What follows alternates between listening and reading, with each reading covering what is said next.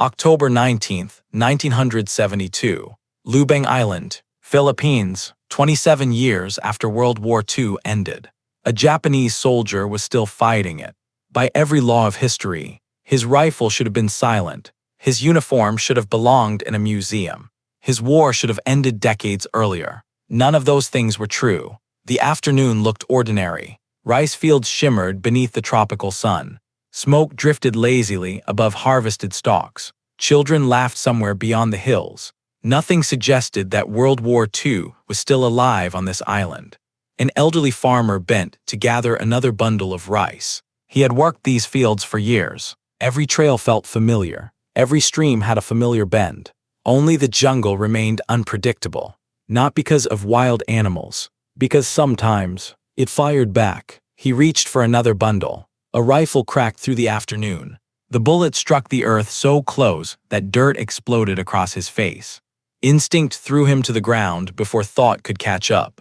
Someone had just tried to kill him. He waited. No second shot. No voices. Only insects slowly returning. Carefully, he raised his head. A figure stepped from the trees. Not running, not hiding, walking with the calm certainty of someone who had followed the same patrol. For nearly 3 decades, his uniform belonged to another age. Years of tropical rain had drained its color. Every tear had been stitched by hand. Leather straps had been repaired again and again. Time had worn away almost everything.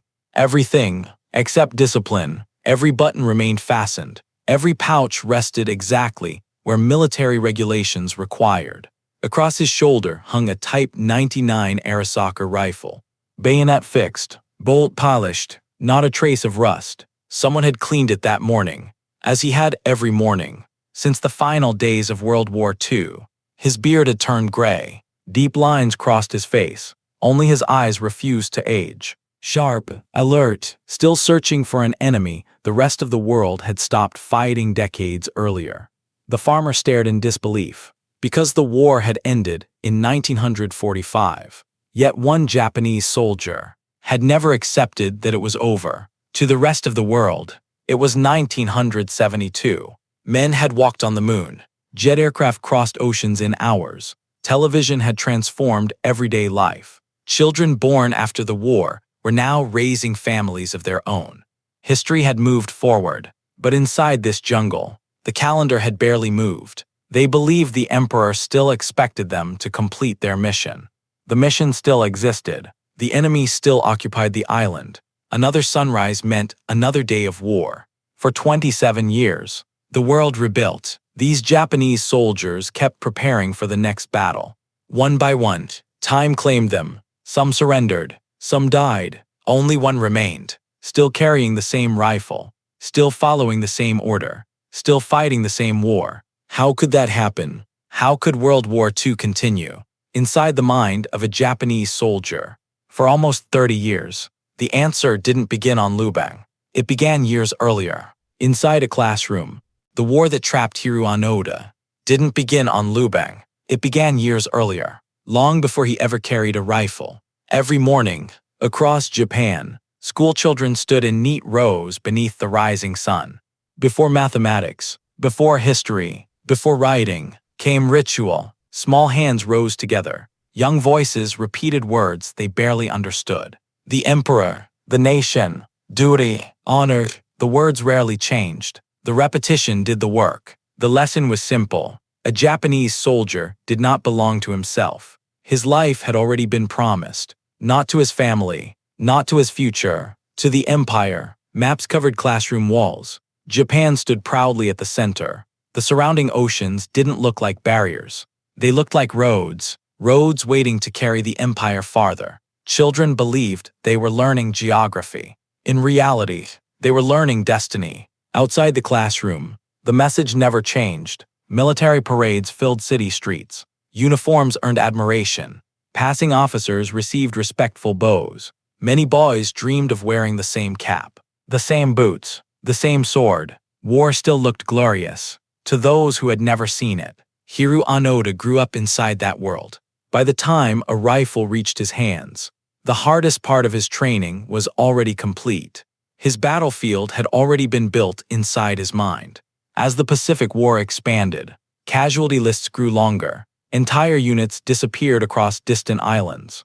Yet one thing remained remarkably rare: prisoners, not because Japanese soldiers were never captured, because surrender had become something worse than death. In 1941, a pocket-sized booklet appeared inside military barracks, small enough to fit inside every uniform pocket.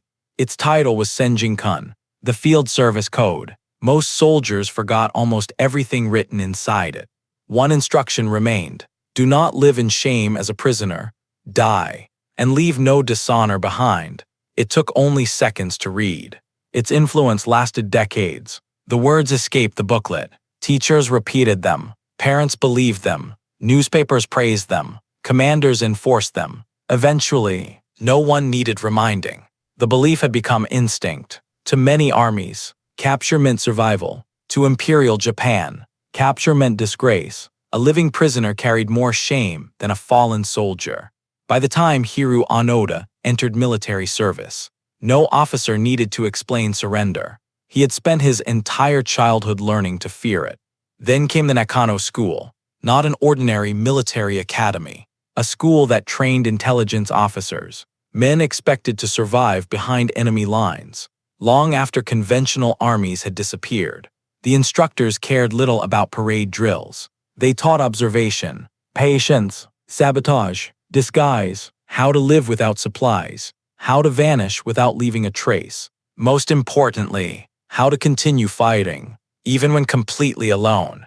One instructor ended a lecture with a warning.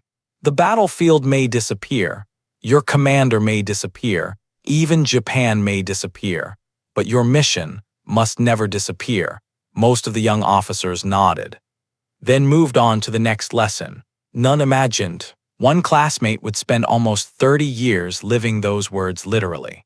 When Japan surrendered in August 1945, millions of Japanese soldiers laid down their weapons.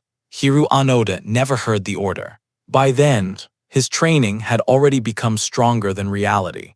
Years later, people would ask the same question: how could a Japanese soldier keep fighting for nearly 30 years? The answer wasn't hidden inside the jungle. It had been planted years earlier, inside classrooms, inside military manuals, inside one belief that refused to surrender. December 1944. Across the Pacific, the Empire of Japan was no longer advancing.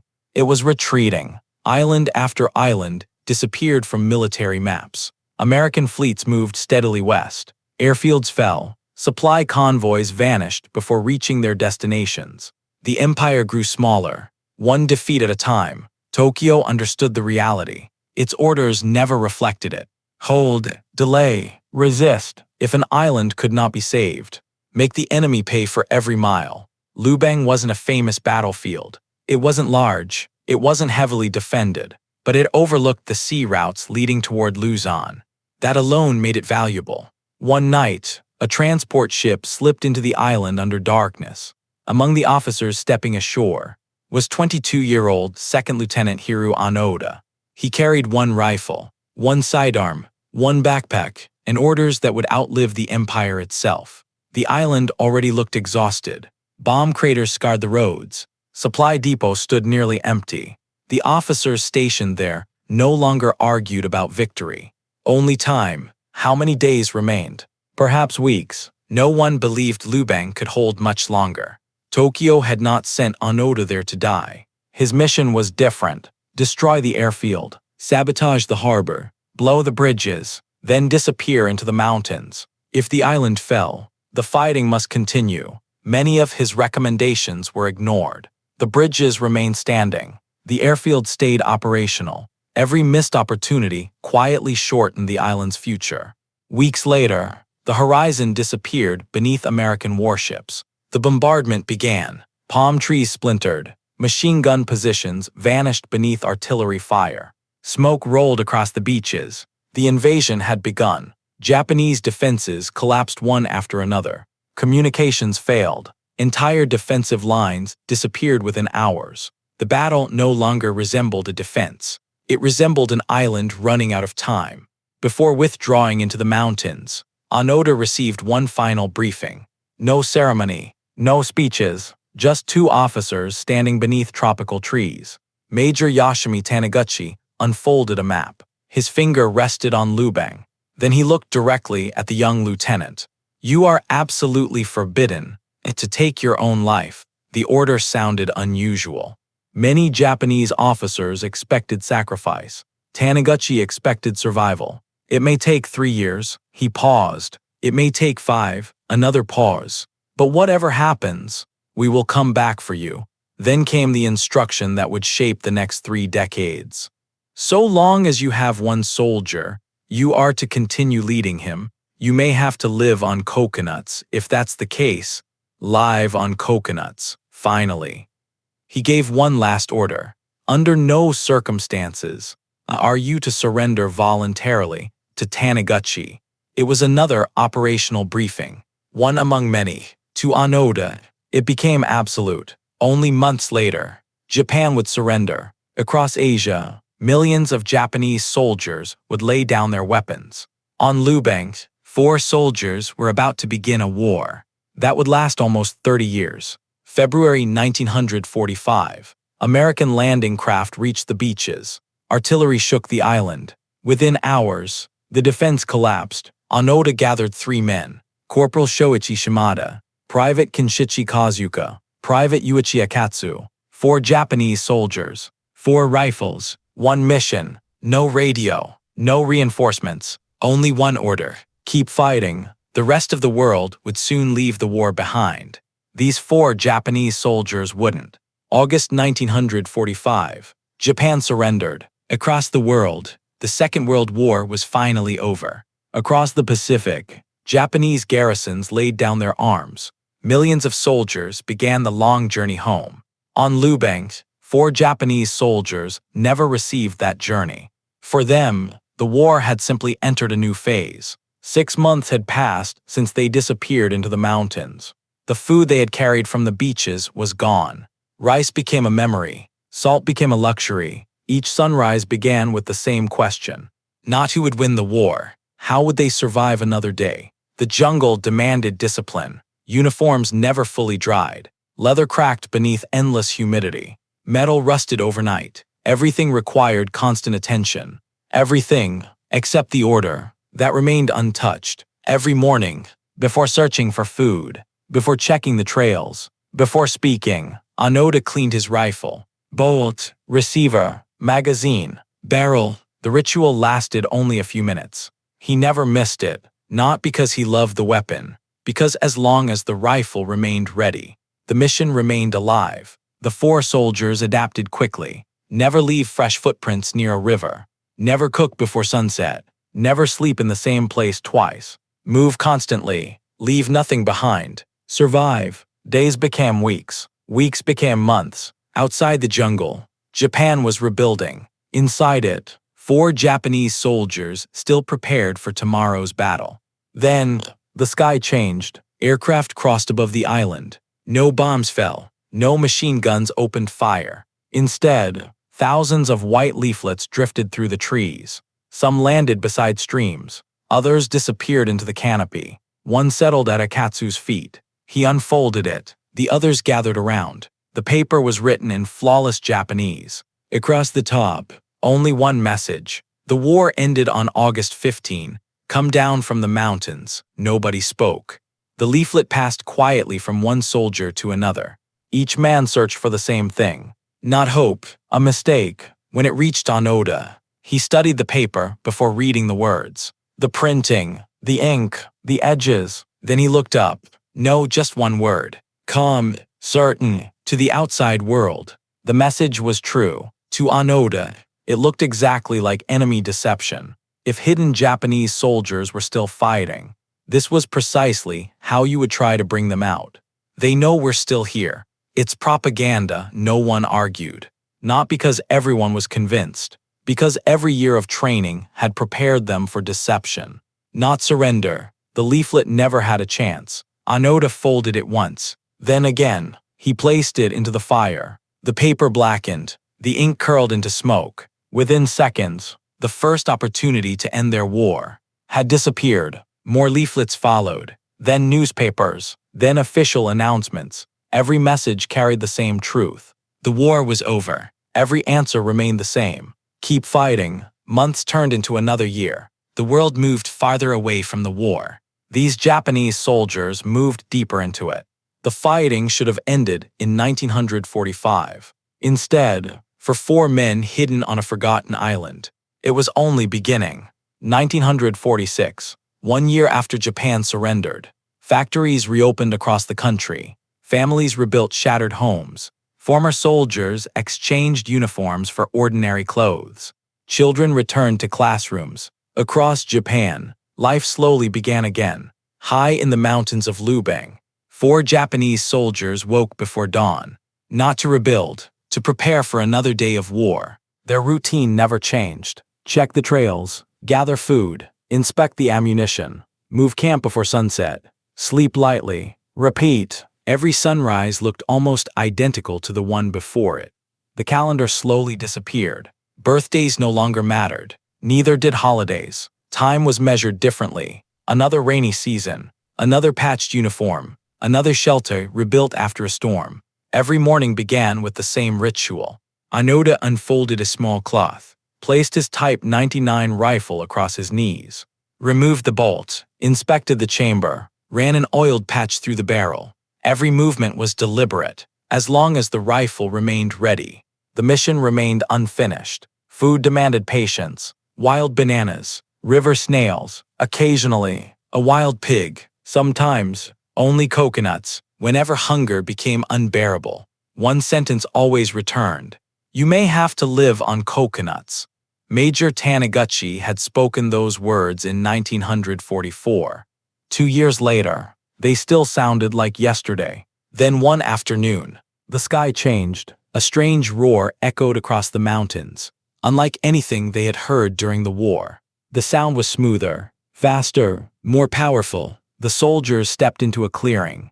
High above, silver aircraft crossed the sky. No propellers, no piston engines, only speed. Within seconds, they disappeared beyond the clouds. To the outside world, those aircraft represented peacetime progress. To Onoda, they meant something entirely different. If military aircraft had improved, military operations had continued. The war hadn't ended. It had simply entered another stage. Months later, another discovery strengthened that belief. An abandoned transistor radio. Its casing was cracked, its antenna bent, yet somehow, it still worked. Every evening, static filled the darkness. Then came voices, music, weather reports, sports, fragments of a world they could no longer see. Sometimes the announcer mentioned Tokyo, factories, expressways, prosperity. As the years passed, the broadcasts mentioned new conflicts. First Korea, then Vietnam, American troops, American aircraft, American casualties. To everyone else, these were different wars. To Onoda, they were proof. If American soldiers were still fighting somewhere in Asia, then his mission could not be over. Occasionally, the radio played cheerful songs, modern voices, modern instruments, a peaceful Japan speaking to itself. Neither soldier reacted. That Japan felt as distant as another planet. When the music ended, Onoda quietly switched the radio off. Darkness returned, so did 1945. Another year passed after Japan's surrender. The world moved farther away from the war. These 4 Japanese soldiers did not. They still cleaned their rifles, still followed their orders, still believed tomorrow's battle was waiting. The war had ended. Their fighting hadn't. 1950, 5 years after Japan's surrender, most Japanese soldiers had begun new lives. Some worked in factories, some returned to their farms, others married, many became fathers. Across Japan, the war was slowly becoming memory. High above the villages of Lubang, 4 Japanese soldiers still woke believing the next battle could begin before sunset. The years had changed them. Uniforms became patches stitched onto older patches. Boots had been repaired so many times. Little of the original leather remained. Their beards grew longer, their faces older. Only their routine refused to change. The trails had become familiar. Every stream, every ridge, every hidden observation point. That worried Onoda. Familiarity invited carelessness. Carelessness killed soldiers. Conversations slowly disappeared, not because they disliked one another, because every story had already been told. Home, family, the war, the future. Eventually, silence became part of the routine. Yuichi Akatsu changed first. Not all at once. Quietly, he still carried his rifle, still gathered firewood, still stood guard at night. From a distance, nothing appeared different. Then small things began to change. He lingered beside rivers, watched fishing boats a little longer. Sometimes, he stared toward the villages below, not searching for enemy movement, simply watching ordinary life continue. One rainy evening, the four men sheltered beneath a leaking roof of bamboo and palm leaves. Water dripped steadily onto the dying fire. For a long time, only the rain spoke. Then Akatsu finally broke the silence. What if, he hesitated, what if the war really ended? No one answered. The rain continued falling. Then came a quiet metallic click. Onoda had lifted his rifle. Not aiming, not threatening, simply holding it. The message needed no words. Some questions could not be asked twice. Akatsu lowered his eyes. The conversation ended. It was never mentioned again. Over the following weeks, the distance between him and the others quietly grew. He volunteered for fewer patrols, spent more time alone, often looked toward the coastline. Onoda noticed every change. He blamed fatigue, homesickness, exhaustion, anything except doubt, because doubt had no place inside a soldier still carrying out his orders. One morning, Akatsu was gone. No struggle, no farewell, only an empty sleeping place. Fresh footprints leading downhill. The three remaining soldiers followed them for hours. Then heavy rain swept across the mountains. Within minutes, the trail disappeared. He'll come back, Onoda said quietly. No one replied. Days became weeks. Weeks became months. Akatsu never returned. Then voices echoed through the valleys. Japanese voices, carried through loudspeakers. Akatsu is safe. The war is over. Come home. 5 years had passed since Japan surrendered. The outside world heard those words and believed them. The three soldiers hidden above the valley heard the same words and tightened their grip on their rifles. Onoda reached only one conclusion. Akatsu had been captured. The Americans were using him. Another trick, another attempt to end the mission. Far below, Akatsu slept beneath a real roof, ate warm meals, lived without fear. High above the villages, 3 Japanese soldiers disappeared deeper into the mountains. The world believed the fighting had ended years earlier. They believed it had only become more dangerous. Another year passed. The war grew more distant for everyone else. For the soldiers on Lubang, it remained tomorrow, 1952, 7 years after the Pacific War ended. Japan no longer resembled the nation Hiroo Onoda had left behind.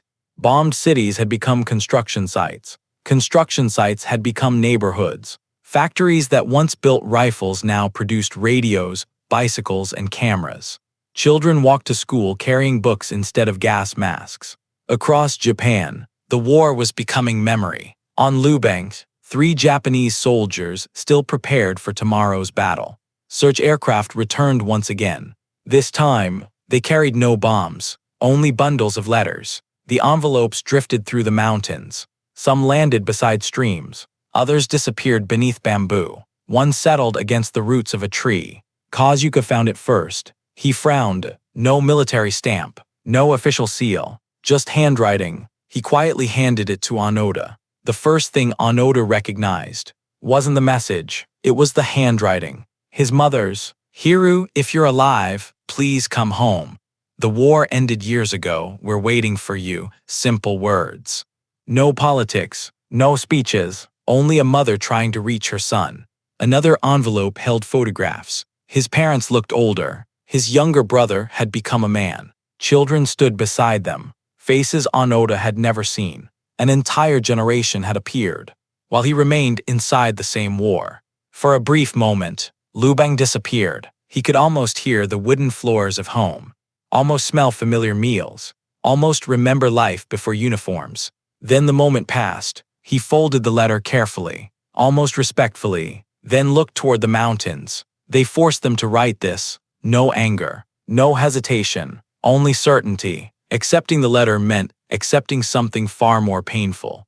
Every hungry night, every patrol, every year spent hiding, every sacrifice had achieved nothing. His training offered a simpler explanation. The enemy could forge paper, forge photographs, even force families to smile. Slowly, he placed the letters into the fire. The paper darkened, the ink disappeared, his mother's handwriting dissolved into smoke. The photographs followed. His father, his brother, his home. Within minutes, everything became ash. Far away, his family waited, believing those letters would finally bring him home. They never imagined. He had read every word and burned every one. 7 years after the Pacific War, millions of Japanese families had been reunited. One family was still waiting, because one Japanese soldier still believed the war had never ended. Another year passed. The world continued rebuilding. The 3 soldiers on Lubang continued preparing for a battle that no longer existed. The fighting should have ended years earlier. Instead, 3 Japanese soldiers still carried it forward. 1954, 9 years after Japan surrendered. Most Japanese veterans had stopped telling war stories. Some had become fathers, others had become grandfathers. Across Japan, the war was fading into memory. On Lubang, 3 Japanese soldiers still carried loaded rifles. They still believed the next patrol could become a battle. Corporal Shoichi Shimada always walked last. It wasn't coincidence, it was habit. The rear guard noticed what everyone else missed. Fresh footprints, broken branches, the faint sound of distant voices. Small details often decided who survived another day. The years had changed all 3 men. Their uniforms had faded beyond recognition. Their boots were little more than stitched leather. Long climbs demanded longer rests. No one complained. No one needed to. Time had already spoken for them. Search parties returned every few months. Japanese volunteers, Philippine police, former soldiers. Some carried loudspeakers. Others carried white flags. Every message sounded the same. Hiroo Shimada, Kazuka, the war is over. Come home 9 years after Japan's surrender. The entire island knew the fighting had ended. Only 3 Japanese soldiers believed otherwise. One afternoon, a search party climbed higher than ever before. The 3 soldiers disappeared beneath thick brush. The voices grew closer, then closer still. Only a few yards separated them. No one moved. A single cough could have ended 9 years of survival. The searchers passed, without ever looking up. Months later, luck finally ran out. Morning mist covered the mountains. Visibility dropped to only a few yards. Perfect weather for movement. Perfect weather for mistakes. The patrol advanced quietly. Onoda first, Kazuka behind him, Shimada watching their rear. The same formation they had used for years. A shout broke through the fog. Then rifle fire. Branches splintered. Birds exploded into the sky. Training replaced thought. Onoda disappeared behind a fallen tree. Kazuka dropped behind a boulder. Shimada fired twice, then collapsed. A bullet tore through his leg. Without speaking, Onoda crawled toward him. Bullets snapped through the trees. Mud sprayed across their uniforms. Together, they dragged Shimada uphill, one painful yard at a time, until the gunfire finally faded. Rain arrived before sunset. Within minutes, their trail disappeared. Blood, footprints, everything washed away. The storm had done what no army could. It erased them. Shimada survived, but the wound never truly healed. Every climb became slower. Every patrol became harder. For the first time, the fighting itself began defeating them. The following year, another search operation swept across Lubang. Larger, better organized, more determined, the 3 soldiers tried slipping around it. For hours, they succeeded. Then someone spotted movement through the trees. A shout, a shot, everything changed. Shimada staggered backward. One hand reached toward his chest. His rifle slipped from his grasp. He leaned against a tree, as though trying to remain standing. Onoda reached him first. No final speech, no dramatic farewell. Only 2 soldiers, looking at one another, understanding everything, without saying a word. A few seconds later, Shimada's breathing stopped. The search party had already moved on. The gunfire disappeared into the distance. Only insects slowly returned. the forest remained indifferent. Before nightfall, Onoda and Kazuka buried him. No marker, no cross, no flag, only fresh earth beneath the trees. For a moment, Shimada's rifle rested beside the grave. Then Onoda quietly picked it up. The mission had lost a soldier. It could not lose a weapon. Nearly a decade after Japan surrendered, another Japanese soldier had finally stopped fighting. Not because he surrendered, because death had ended the war for him. Now, only two remained. The world continued moving forward. On Lubang, the war had just become even lonelier. 1955, a full decade after the war, Japan had entered a new era. Factories filled the cities. Television sets began appearing in ordinary homes. Children born after the war were now old enough to remember nothing about it. For millions, the conflict had become history. On Lubang, two Japanese soldiers still believed tomorrow could bring another battle. Yuichi Akatsu had surrendered. Shoichi Shimada was dead. Only Lieutenant Hiroo Onoda and Private Kinshichi Kazuka remained. Two rifles, one mission, one unfinished war. The routine no longer needed words. Before sunrise, one gathered water, the other checked the ridge lines. Shelter, food, patrol, sleep, every day repeated the one before it. The jungle no longer felt unfamiliar. Every stream crossing, every hidden trail, every rocky overlook, they knew them all. After 10 years, the forest no longer felt like enemy territory. It felt permanent. Food became harder to find. Villagers watched their fields more carefully. Dogs barked sooner. Livestock disappeared behind stronger fences. The soldiers adapted. Wild bananas, river snails, occasionally, a wild pig, when nothing else remained. Coconuts, whenever hunger became unbearable. One sentence returned to Onoda. You may have to live on coconuts. Major Taniguchi had spoken those words more than 10 years earlier. To Onoda, they still sounded like a current order. Storms came without warning. One afternoon, rain flattened their shelter before sunset. Blankets soaked through. Firewood became useless. The radio barely survived. At first light, they simply started again. By evening, another shelter stood in its place. For 10 years, that had been their war. Destroy, rebuild, survive, repeat. Far below, life continued. Children walked to school. Motorcycles replaced horses. Electric lights reached villages that had once gone dark after sunset. Stories spread about two Japanese soldiers still hiding somewhere in the mountains. To younger generations, they sounded less like soldiers and more like ghosts. One afternoon, two boys wandered farther into the forest than they should have, laughing, throwing stones across a shallow stream. Then both stopped. Fresh military footprints. Not old, fresh. The laughter disappeared. They ran all the way home.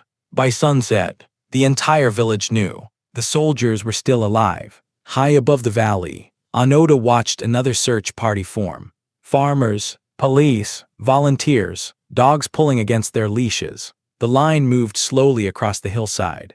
Closer, closer, then past them. No one looked up. No one imagined two aging Japanese soldiers lay only a few yards away. That night, Kazuka stared into the fire. Do you think they'll ever stop looking?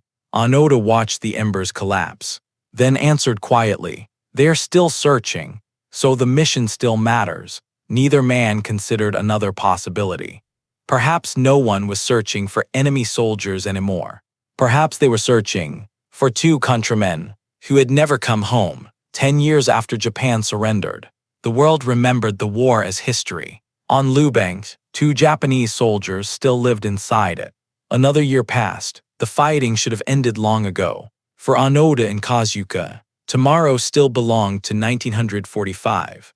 October 1972, 27 years after Japan surrendered. Almost every battlefield of the Second World War had become history. Museums displayed rifles once carried in combat. Former enemies had become allies. An entire generation had grown up knowing the war only through books and photographs. On Lubang, two Japanese soldiers still believed it wasn't over. Hiroo Onoda was no longer 22. Gray threaded through his beard. Deep lines crossed his face. Years of tropical rain and relentless heat had changed almost everything. Only his discipline remained untouched. Beside him walked Private Kinshichi Kazuka. He had entered the jungle as a young soldier. Now he was 51. Most of his adult life had passed beneath these trees. The forest had become more familiar than home. For 27 years, the mission had survived, not because it was succeeding, because neither man believed it had ended. Harvest season returned. Golden rice covered the valleys below. To the villagers, it meant another successful year. To Onoda, it meant supplies the enemy could still use. The logic belonged to 1945. The habit had survived into 1972. Before sunrise, the two soldiers descended from the hills. The route needed no discussion. After nearly 3 decades, their feet remembered every turn. Morning mist covered the fields. Kazuka knelt beside a stack of dry rice stalks. He struck a match. For a moment, the flame looked too small to matter. Then smoke began to rise. A shout shattered the silence. Another answered. Philippine police rushed from the tree line. The trap had already closed. Gunfire erupted. Onoda dropped behind an irrigation bank. His rifle reached his shoulder almost by instinct. Kazuka sprinted toward the nearest cover.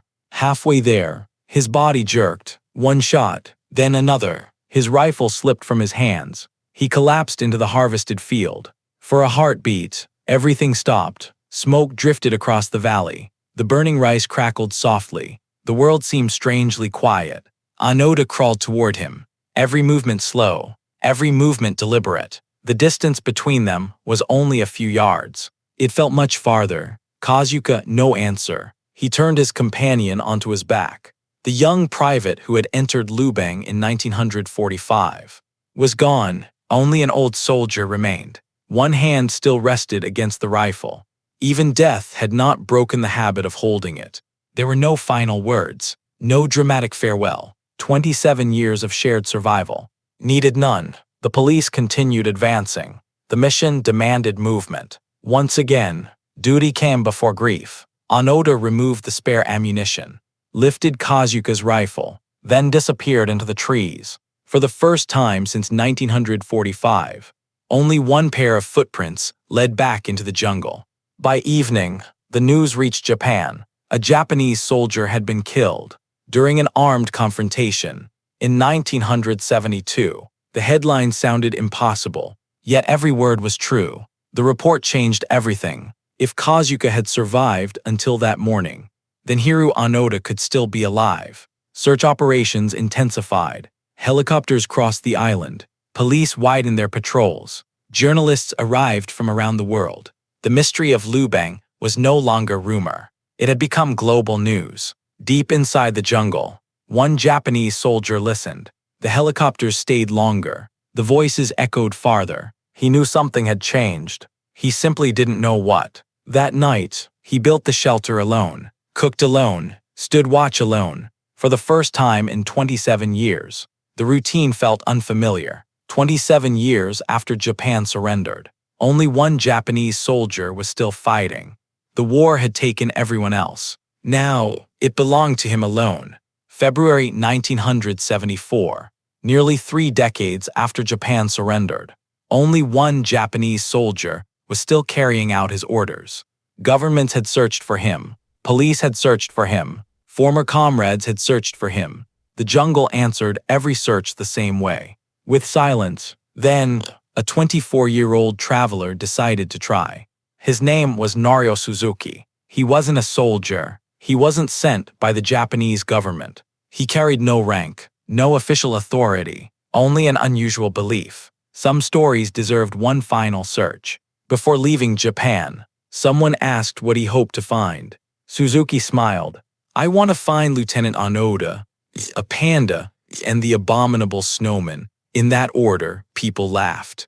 He didn't. Unlike every search party before him, Suzuki traveled alone. A backpack, a sleeping bag, a camera, enough food for a few days. Nothing about him looked threatening. The villagers warned him. "If Onoda is still alive, you won't find him first, he'll find you." Suzuki thanked them, then disappeared into the mountains. For several days, nothing happened. He crossed rivers, followed narrow trails, cooked simple meals beside small streams. Each morning, he called the same name, Onoda-san. Only birds answered. Someone else heard him, hidden high above the trail. Onoda watched every step. 29 years of survival had sharpened his instincts. The stranger moved differently. He stopped to photograph birds, paused beside waterfalls, sometimes smiled to himself. Nothing about him resembled an American soldier or a Philippine policeman. That made him even harder to understand. For 2 days, Onoda followed him, always above the trail, always out of sight. The young traveler never noticed. On the third morning, Suzuki stopped beside a narrow stream. He filled his canteen, then looked up. Someone stood on the opposite bank. An old uniform, a weathered rifle, a fixed bayonet, a gray beard, eyes that still belonged to a young officer. For several long seconds, neither man moved. Then Suzuki smiled, not dramatically, simply, as though greeting someone he had been expecting all along. Onoda-san, the people of Japan are worried about you. No demands, no arguments, no mention of surrender, only concern. Onoda kept the rifle ready. 29 years of training whispered the same warning. The stranger could still be a trap. The mission still came first. The rifle never fired. For the first time in nearly 3 decades, a Japanese civilian stood only a few steps away. Not a voice through a loudspeaker, not a leaflet drifting through the trees, not a letter carried by the wind. A living person, speaking calmly, waiting patiently, slowly, the muzzle lowered, not completely, just enough. Suzuki understood. One careless movement could destroy everything. So he sat on a fallen log, placed his backpack beside him, and waited. Silence stretched between them. Not uncomfortable, patient. For 29 years, every attempt to end the fighting had relied on evidence. Suzuki offered something different. Trust. Minutes passed. Finally, Onoda spoke. What unit are you with? Suzuki smiled again. I'm not with any unit. I'm just looking for you. The answer lingered beneath the trees. Onoda said nothing, because for the first time since 1945, someone wasn't trying to defeat him. Someone was trying to understand him. Nearly 30 years after Japan surrendered, one Japanese soldier was finally beginning to lower his guard. The fighting wasn't over, but for the first time, it no longer seemed endless. Suzuki returned to Japan. Finding Hiroo Onoda had never been the difficult part. Convincing him required the only man whose orders still mattered. Major Yoshimi Taniguchi had left the military decades earlier. The empire he had once served no longer existed. His uniform had long been packed away. He now lived the quiet life of a civilian. For him, the war had become a memory, until Suzuki walked through his door. There is one soldier. He's still waiting for your orders. At first, Taniguchi believed he had misunderstood. Then Suzuki spoke another name, Hiroo Onoda. The room fell silent. Nearly 30 years earlier, he had stood beneath tropical trees and given a young intelligence officer his final instructions. He never imagined those instructions were still being obeyed. Days later, Taniguchi boarded a flight to the Philippines, not to command soldiers, not to inspect a battlefield, to end a war that should have ended almost 3 decades earlier.